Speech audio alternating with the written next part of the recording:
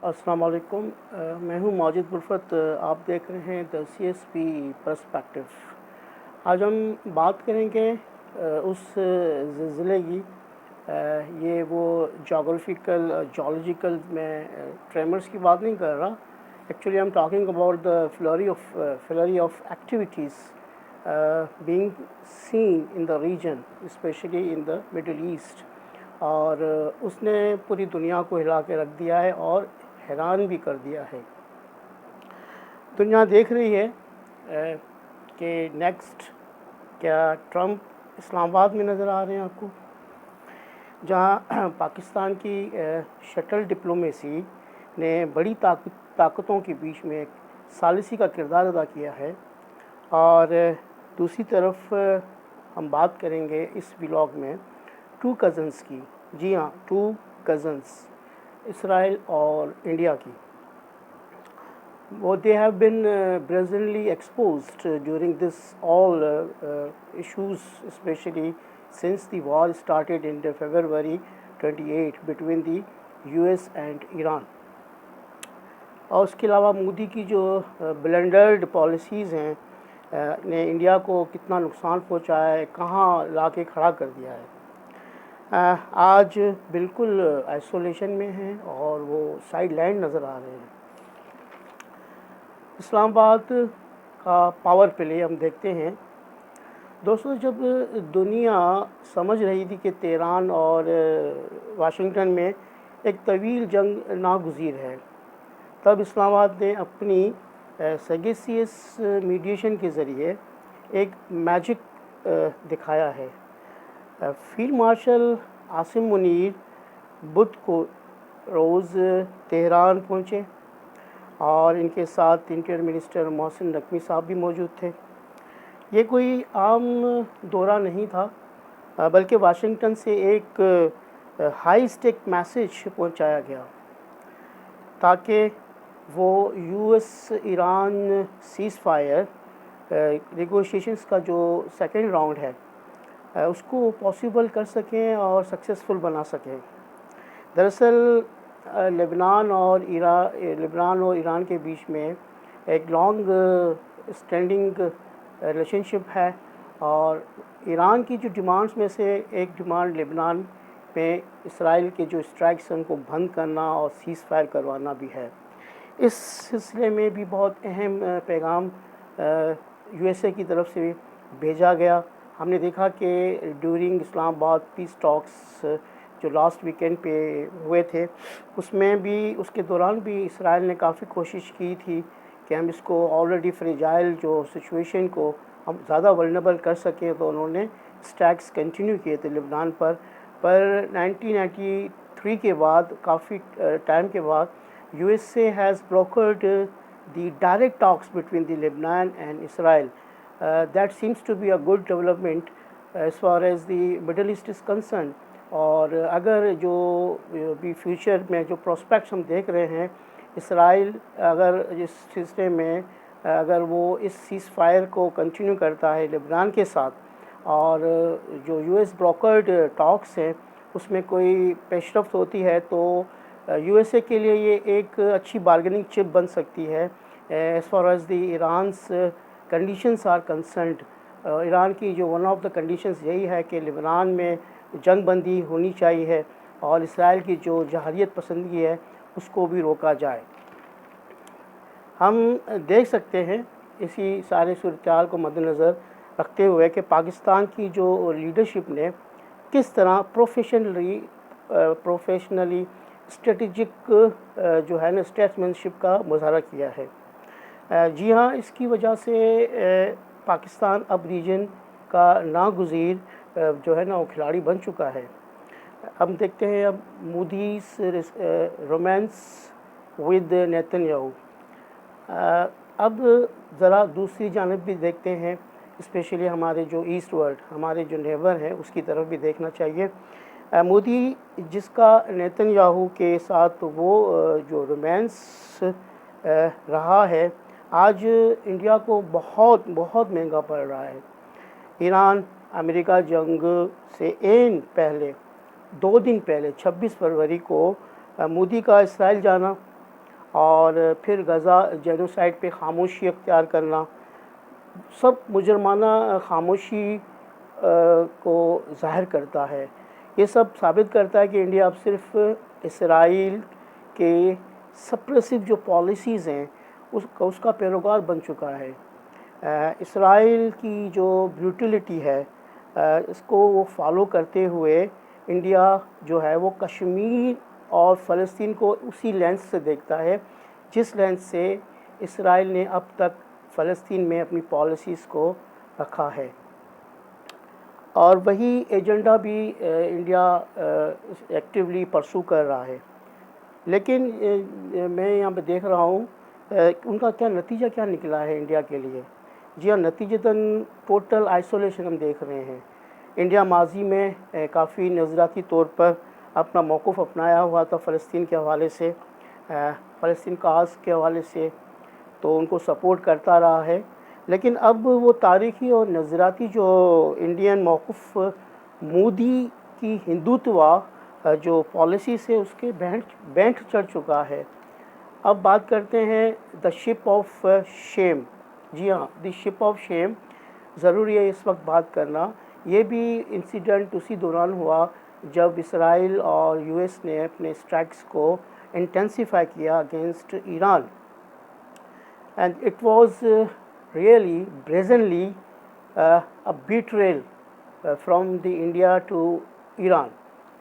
सबसे बड़ा धचका तब लगा जब इंडिया के अपने गेस्ट ईरानी जो है वो नेवी शिप्स IRIS दीना को इंडिया के साहिल के करीब निशाना बनाया गया, जिसमें दर्जनों कैडेट्स को शहीद किया गया और दर्जनों को ज़ख्मी किया गया, और इंडिया ने उनको बिल्कुल कोई रेस्क्यू नहीं किया किसी किस्म की, और उनकी जो बॉडीज़ थी उनको बिल्कुल डेजर्टेड करके निकल गया वहाँ से। और इस मौके पे एक छोटा सा जज़ीरा नुमा मुल्क श्रीलंका ने आके उनको काफ़ी कदर रेस्क्यू की, उनकी बॉडीज़ को वहाँ से निकाला, और जो इंजर्ड थे उनको भी काफ़ी उन्होंने अपनी कंट्री में उनकी ट्रीटमेंट वगैरह की।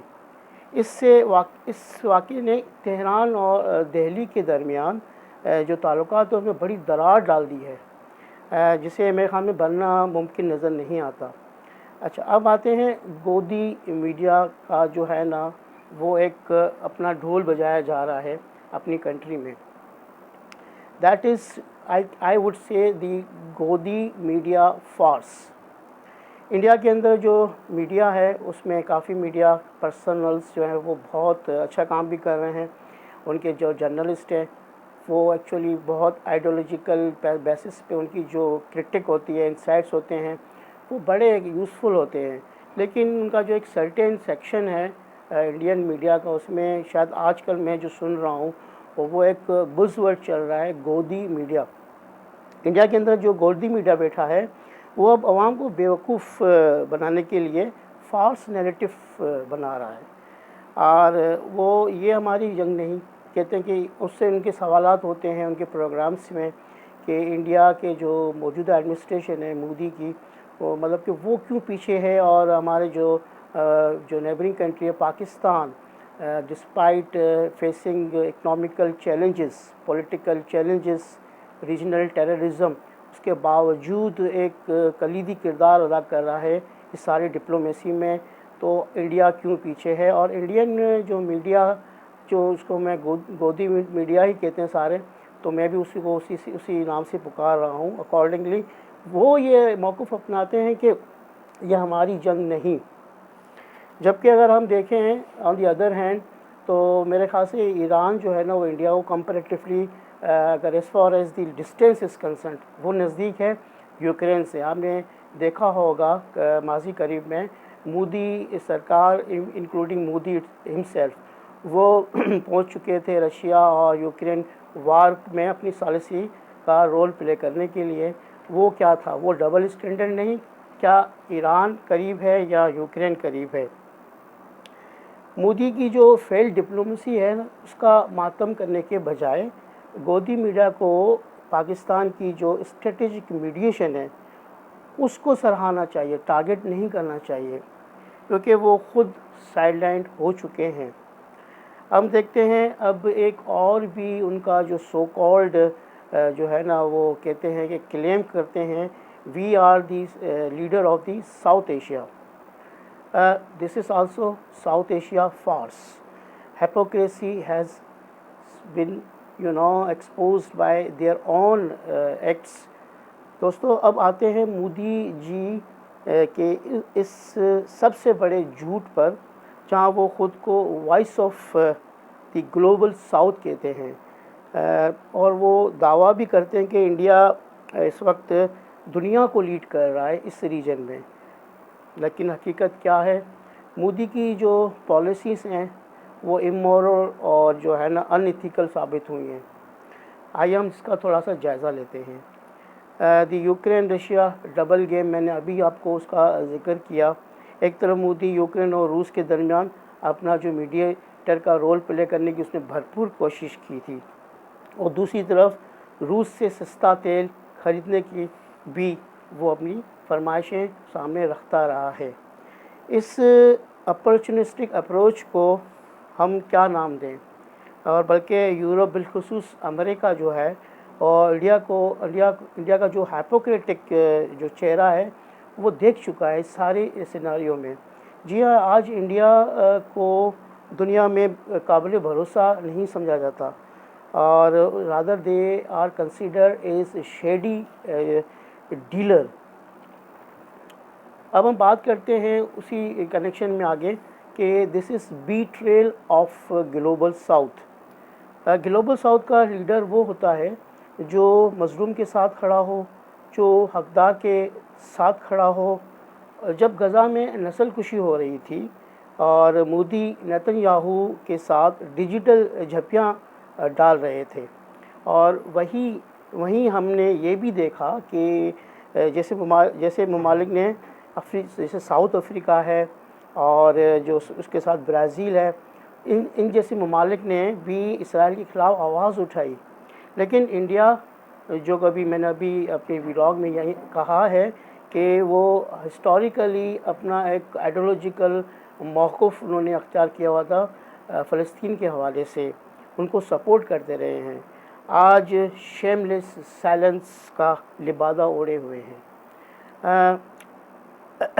ऑयल डेस्परेशन, हद तो ये है कि जिस ईरान के कैडेट्स की शहादत पर इंडिया खामोश रहा, 28 फरवरी को जब यूएस इसराइल ने अपने स्ट्राइक्स वहाँ पे इंटेंसिफाई कर रहे थे, just 2 days before that strikes Netanyahu के साथ मुलाकातें कर रहे थे मोदी जी। अब इसी ईरान से दोबारा वो तेल मांगने के लिए तरले किए जा रहे हैं इंडिया की तरफ से। ये कैसी लीडरशिप है जहां आप अपने उसूलों का सौदा चंद बैरल्स ऑफ ऑयल, वो भी आप जस्ट कॉस्ट, आप देखते हैं कि कॉस्ट बेनिफिट एनालिसिस करते हैं, अपनी जो है वो स्ट्रेटेजिक जो आपकी पॉलिसीज़ हैं उसको वे नहीं कर सकते। इसको लीडरशिप नहीं कहते, बल्कि स्ट्रेटेजिक बैंकरप्सी कहूँगा मैं। हकीकत सबके सामने है। शेमफुल स्टांसेस ने इससे इंडिया को आलमी स्टेज पर मशकूक बना दिया है। जहां पाकिस्तान अपनी प्रिंसिपल्ड डिप्लोमेसी के ज़रिए अमन का रास्ता निकाल रहा है, वहां इंडिया अपनी जो है ना फेल्ड पॉलिसीज़ की आग में जल रहा है। सच तो ये है कि मोदी का इंडिया अब ग्लोबल साउथ की आवाज़ तो बनने से रहा, बल्कि सिर्फ इसराइल और अपने मफादात का कैदी बन चुका है। द मास्क ऑफ विश्व गुरु हैज़ फाइनली फॉलन। क्या आपको लगता है कि इंडिया अपनी साख को वापस बहाल कर पाएगा? क्या बहाल कर पाएगा? आई रिपीट, या अब देर हो चुकी है? कमेंट्स में अपनी राय ज़रूर दीजिएगा, लाइक कीजिए, शेयर कीजिए और प्लीज़ सब्सक्राइब कीजिए। अल्लाह हाफिज़।